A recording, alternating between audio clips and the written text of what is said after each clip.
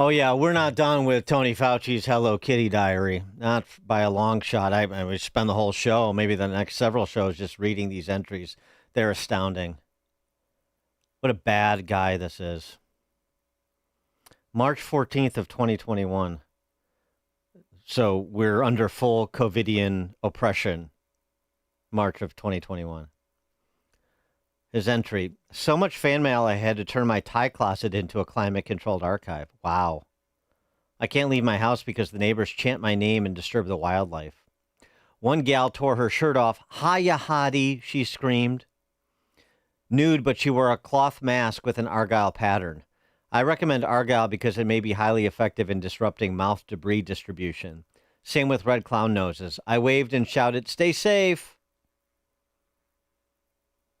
As I got into the car, I butt dialed Jane Fonda and we had a wonderful chat. Smiley face. She's sending me one of my bobbleheads to sign with the blood of a goat sacrificed on the full moon. Off now to be interviewed by Wolf Blitzer, who I had dinner with yesterday. Delicious mozzarella sticks. No masks, but hot dairy dilutes the germ plume. You know, I mean, if I were not a man of peace, I would say that Tony Fauci deserves more than just to be excoriated before congressional committees tomorrow. As Victor Davis Hanson wrote in pertinent part about him, the Fauci files reveal not just a sociopathic narcissist, but also a pathological schizophrenic. I mean, I don't know if VDH is qualified to make a clinical assessment, but I'll go with it. For years, Fauci was assuring the public of COVID narratives that he either knew were untrue or knew little about. He posed as a nonpartisan, even as he collaborated with the left-wing cable news grandees and liberal columnists to hound his enemies and magnify his godhead. From the virus's origins and effects of the lockdowns to the efficacy of the mRNA vaccinations to the always changing 012 masks wearing protocol, Fauci used his massive government agency and sycophantic media to promote his always fluid narratives by punishing enemies and rewarding friends on the basis of loyalty to Dr. I represent science. Talks about, VDH goes on to talk about the wrecking of economies and the silencing of credentialed, thoughtful critics who were substantive in their criticisms, the Jay Bhattacharya's and the Martin Kulldorffs, so many of the people you heard on this show. He goes on to remind us healthy children were not at great risk from COVID, but keeping them isolated drained away key resources from the elderly and sick who were certainly vulnerable. And the nationwide school closures had profound effects on children and teens, as did the lockdown to the general population. Substance and familial abuse soared, small businesses were ruined, and children's formative educational years were lost. 24/7 mask wearing was neither practical nor necessary, as opposed to their beneficial use by healthcare workers in close proximities. The experimental mRNA vaccinations may have initially saved lives, but they were not, as billed by Fauci and the pharmaceutical companies, lasting protection from either infectiousness or being infected. Oh, yeah, you remember that, don't you? They said if you are vaccinated, you can feel safe that you will not get infected. Wrong. Back to VDH. Herd immunity was not some crank idea, as the Fauci school libeled these experts, but along with the initial vaccinations, were time-tested medical realities that would mitigate the toxicity of the pandemic. We've seen a lot of obscene hoaxes recently that changed national events. The loony Jussie Smollett caper, the phony Steele dossier, the 51 intelligence authorities, and the Russian-produced Hunter Biden laptop con, and the media-fabricated effigy of Joe Biden as fit as a fiddle. But Fauci's efforts to attribute the virus to a bat or a pangolin publicly, while privately accepting from his own consultants that it was likely birthed in the Wuhan lab's gain-of-function research, which he had helped to support via Peter Daszak, and the policies that resulted from the initial lie proved literally for thousands a matter of life and death.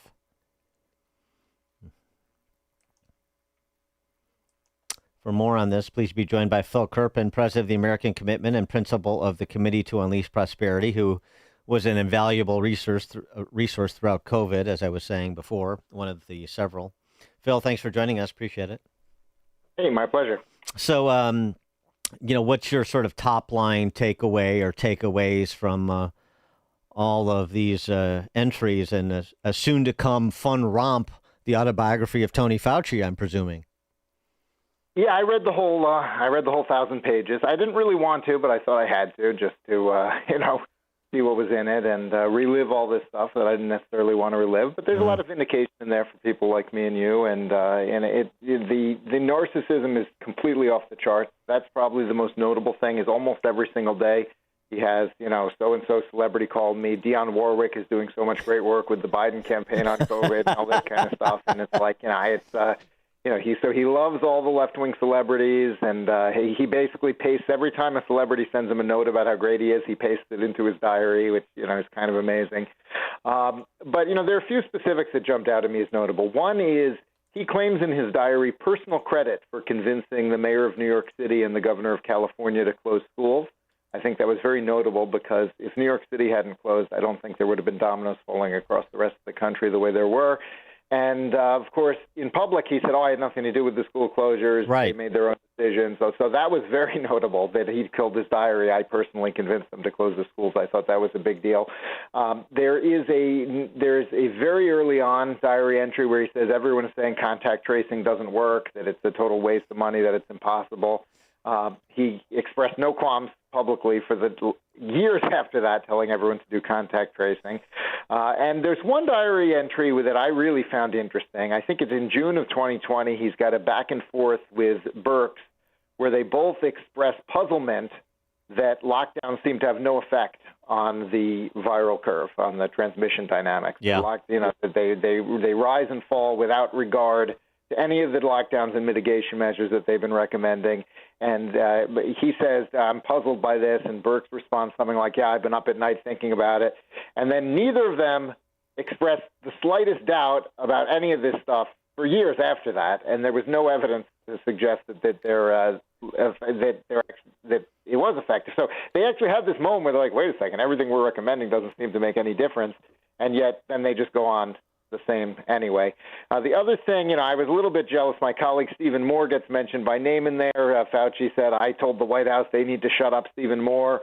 And I'm like, man, I was doing most of the COVID work at Unleash at the time, but Steve gets the hate in the Fauci diary. But to be fair, the newsletter that we do every day, which we still do, by the way, people can get it for free on unleashprosperity.com. It goes out under Steve's name. So I'm going to say when he says "shut up, Stephen Moore," he means me a little bit. You get credit, yeah, you get credit by extension, of course. A couple of things on that. One on the Birx and Fauci talking about lockdowns. Yeah, they specifically talk about states opening up. Florida, not really seeing an increase in incidents. The other thing too, just speaking about states opening up, mainly Florida. He talks about DeSantis too, and how he hates him. No, but he started out. We had a very nice conversation. He called, we talked. He was very, very nice. It was very pleasant until DeSantis went south on Fauci, and then Fauci went south on DeSantis. But it was never about what DeSantis was doing in Florida.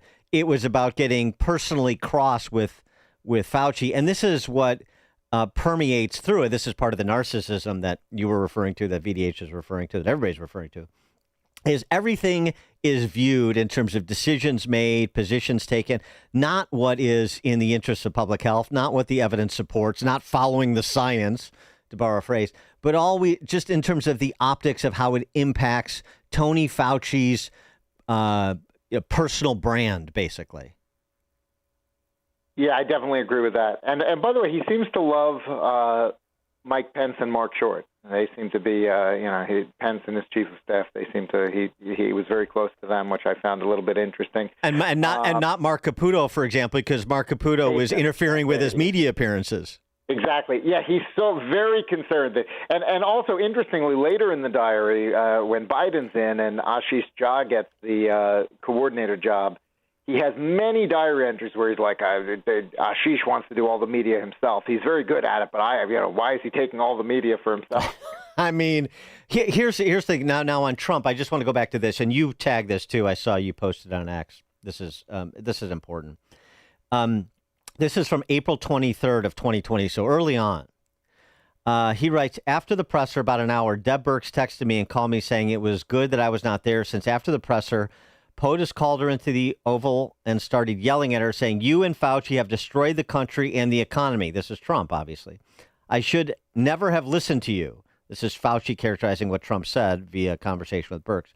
You have completely destroyed us. He kept saying this over and over again and was yelling at her. I encouraged her that we are okay, and at the end of the day, she and I will be loved by the people we care about. She was relieved after wrote me a text sincerely thanking me. So there's two things about that. One is Trump was, on to these two pretty early on, and the biggest mistake he made of his first term was not sacking both of them, clearly, or expanding the circle of advisors much more quickly to minimize their influence.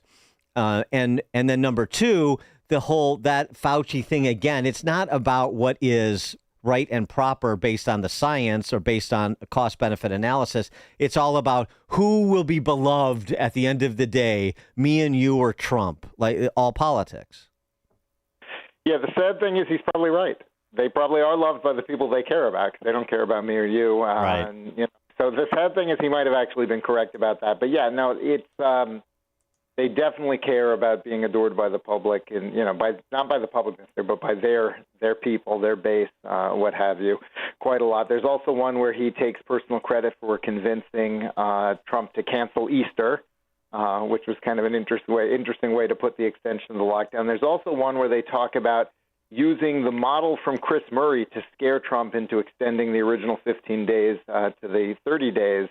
And that's interesting because Chris Murray's IMHE model was one of the worst models. I mean, maybe not as bad as the Imperial College London, which interestingly doesn't even get mentioned anywhere in the diary. But it was very bad. It was one of these models that just said if you don't lock down, it keeps going up forever, which of course is not the way viruses work. But that's what they used to scare the president. One other point before we let you go, I just want you to address Jake Tapper here again, Dana Bash, Jake Tapper, others, but specifically Tapper, because Tapper was running interference for Fauci, was mau-mauing Trump when the public disagreement or the disagreements between the two became public, while he was having him over at his house for dinner, while everybody else was being prevented from being with family and Thanksgiving and Christmas. And so, here Jake Tapper is again. I'm just waiting for Jake Tapper to announce a book where, hey, a la Biden, we should have done better. Mea culpa, but let's talk about all the people who are really responsible, not me. Tapper and some of these media types should face the same relentless public pillaring that Fauci is scheduled to receive tomorrow, don't you think? I would hope so. I mean, I think it's, I think it's ridiculous the way some of these media figures pretend that they're covering the news, and meanwhile, they're super close friends with the newsmakers, with the people that they're covering. And, I think that indoor dining was briefly reopened for a couple of months there, and so maybe it wasn't closed at the time of this Tapper dinner, but it was closed again very shortly thereafter in D.C. And, of course, Fauci was one of the people urging them to do that, while he's going over and having dinner at the Tappers. The other thing is when Chris Cuomo had COVID, Fauci says he called him every single night for 2 weeks. How do they have that much to talk about? I just want to say I'm thinking about you and good night, sleepyhead. Maybe a bedtime story. Oh, man. Phil Kerpin, president of the American Commitment, principal of the Committee to Unleash Prosperity. He was just referencing with our friend Stephen Moore. Phil, thanks for joining us as always. Appreciate it. Have a good one. Bye. You too. And you join us on the alphawealthgroup.com answer line.